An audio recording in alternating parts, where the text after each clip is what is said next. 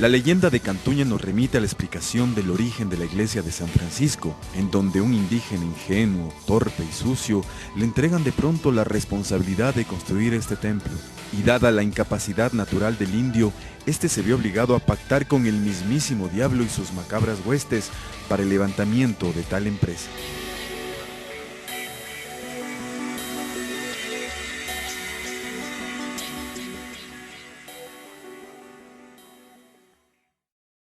El primero que habla de Cantuña y de la leyenda es el padre Juan de Velasco, y él nos dice que él era hijo de un general Hualca o de un alto militar del ejército de Rumiñahui que estuvo combatiendo a los españoles, y de ahí viene esta idea de que él tenía el medio cuerpo quemado y que se hizo muy rico de pronto. Se asocia a Cantuña con los tesoros de Atahualpa, pero luego sabemos que hay un Cantuña histórico que es del siglo XVII.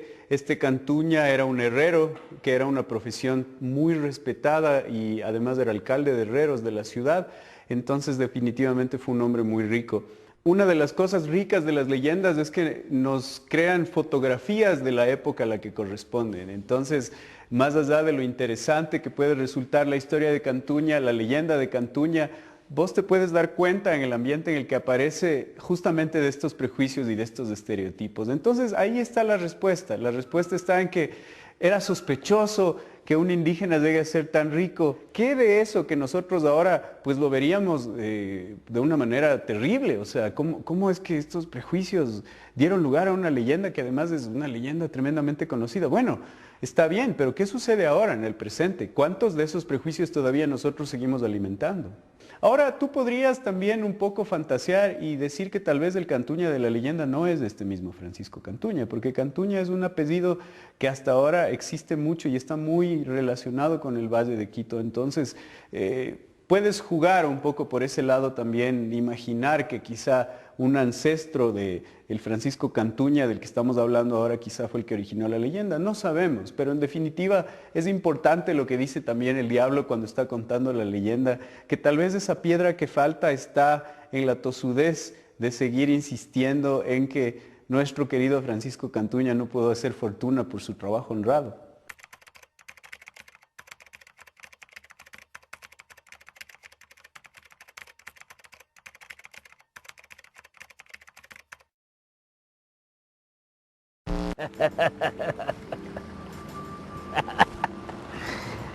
La gente dice que yo conozco cada rincón de Quito. Eso es mentira. Yo ayudé a construir esta ciudad y por eso mi cara, mi rostro, está en todas partes. En cada casa, en cada calle, en cada plaza y por supuesto, en cada iglesia y convento de Quito. Hay paredes aquí que tienen más de 500 años de antigüedad. ¿Y qué hace la gente sobre esas paredes viejas? Peor que pintarlas, se orinan en ellas.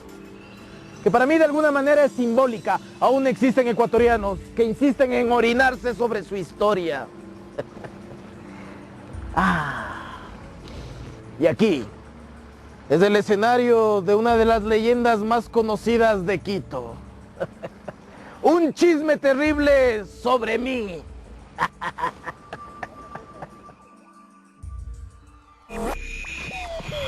Cantuña fue un hombre muy próspero debido a su profesión de cerrajero, que en aquella época era una actividad muy respetada, además practicada y dominada por muy pocos artesanos. En las leyendas el diablo siempre está retratado como un hombre de negro, misterioso, y además sí tiene un discurso clasista, es decir, el diablo es el poderoso, es una representación un poco metafórica del explotador,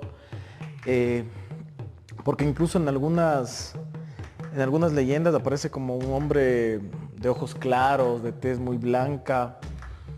De alguna manera se relaciona también con los danzantes, por ejemplo, que siempre representan al blanco, se burlan del poder. Entonces el diablo de las leyendas quiteñas de alguna manera es una reminiscencia de esta figura de poder. Este diablo que tiene que ver con el sincretismo religioso del siglo XVI, cuando los dominicos, los franciscanos, Los jesuitas buscaron traducir la religión católica a la runashimi, a la lengua de la gente, y buscaron equivalentes, porque claro, el quichua era una lengua en la que jamás había hablado de Dios Padre o de la Virgen o de Jesucristo. ¿Cómo tratar de traspasar esos conceptos tan abstractos y dogmáticos del catolicismo al mundo andino? A la Virgen pasa a ser la Pachamama o la Mamacha de Bolivia. Dios Padre pasa a ser el Pachacama, este Dios único, invisible, todopoderoso del mundo andino, muy parecido al cristiano. Hay un interés por desmitificar. Nosotros en las conversaciones que hemos tenido aquí muchas veces creemos que las leyendas son un arma de doble filo, porque pueden ocultar o pueden develar. Es decir, si me conformo con la historia de Cantuña o la del padre Almeida y la cuento como un cuento cualquiera, están ocultando realidades mucho más complejas que eso, y me contento con eso. O sea, me contento con pensar que el diablo construyó San Francisco. Pero si en cambio comienzo a meditar sobre la leyenda, comienzo a trabajarla, me doy cuenta que hay toda una historia detrás. ¿Qué hay detrás de este Cantuña? Hay una realidad, como en todas las leyendas. La realidad es que fueron manos indígenas las que construyeron San Francisco. Los diseñadores eran europeos, pero los trabajadores fueron indígenas, fueron mestizos de Quito, levantaron esa iglesia con esfuerzo. Entonces, claro, las leyendas de alguna manera son formas suaves de seguirnos contando que esta ciudad tiene su lado oscuro.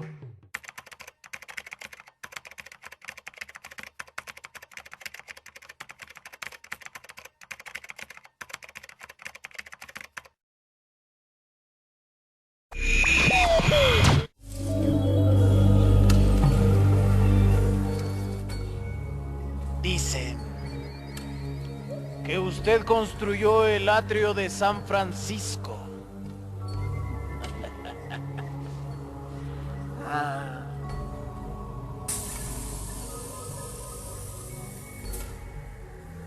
Dicen que hizo un pacto con el diablo.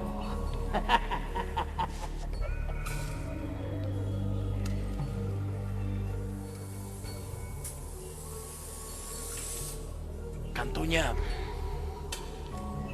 viste muy elegante para ser un constructor de iglesias. Por aquí la gente anda diciendo que usted no era más que un indio vago, que no cumplió su contrato por andar borracho y que para rematar, además era satánico. ¿Qué mismo fue usted?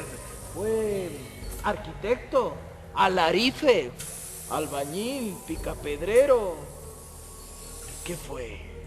Herrero, señor, herrero. Herrero.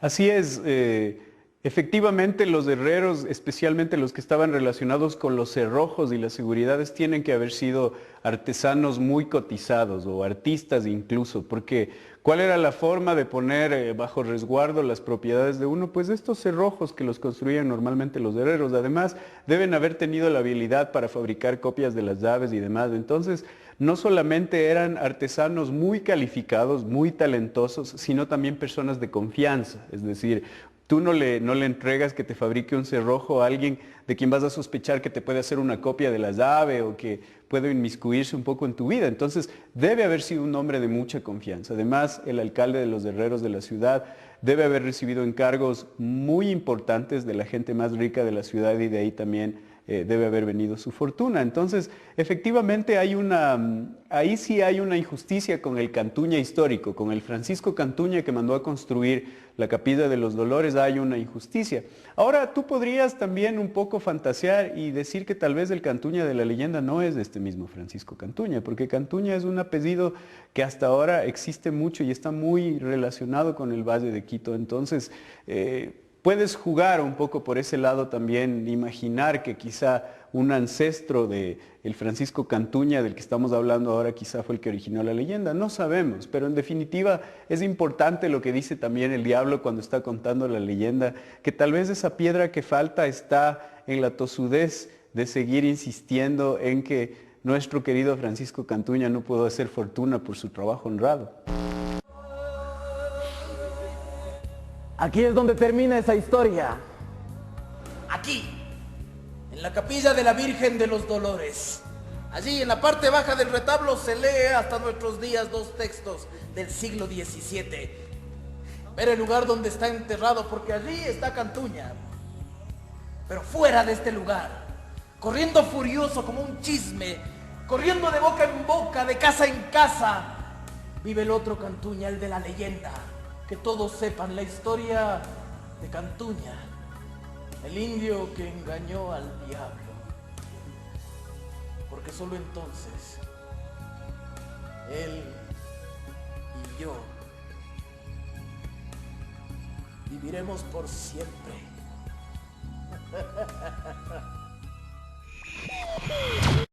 Pero el Supay más bien es un espíritu relacionado con el mundo bajo, con el mundo subterráneo, con el Uku Pacha, el mundo de los muertos.